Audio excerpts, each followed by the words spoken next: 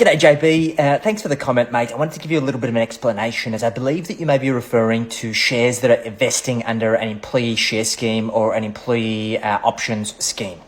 So to explain, for many people who work in businesses, whether it be startups or other businesses, as part of their overall compensation, they may receive share-based entitlements based on meeting certain KPIs and metrics. And what that basically means is that under that arrangement, on a yearly basis, they may receive certain options and then or shares, and then those vest at a particular future point in time. For many organizations, it's a way to reduce their cash-based incentives, so it improves their cash flow, and it is also designed in order to align people with that organization longer term. The idea being that if they're owners in the business, they're going to do more to try and improve that value, which means it improves the share price of that business and allows them to be incentivized through the appreciation of that equity over time.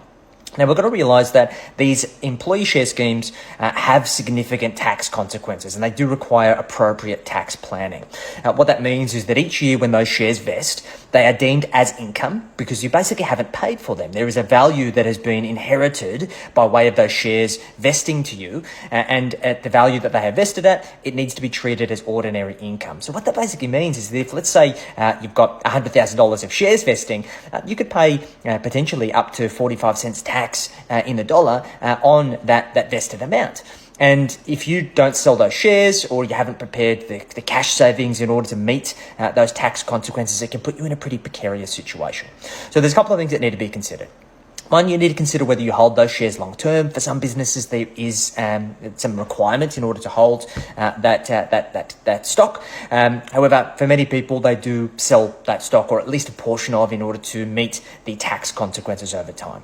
Secondly, if you have deep faith in that business, you feel that it's going to appreciate, you want to hold that stock, it's about making sure that you are pre-planning for that tax consequence.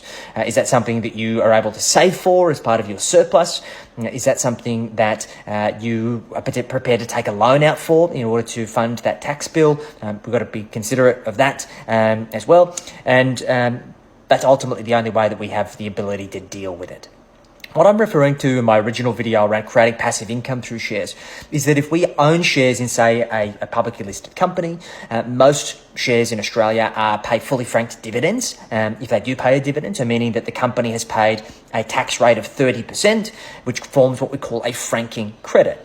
And if you look at the average tax rates, you can earn up to about $200,000 a year, and the average tax rate is about 30%. So meaning that for most people who are in retirement, who have a portfolio of shares, in most cases, they're actually going to get a refund for the franking credit or even a partial refund.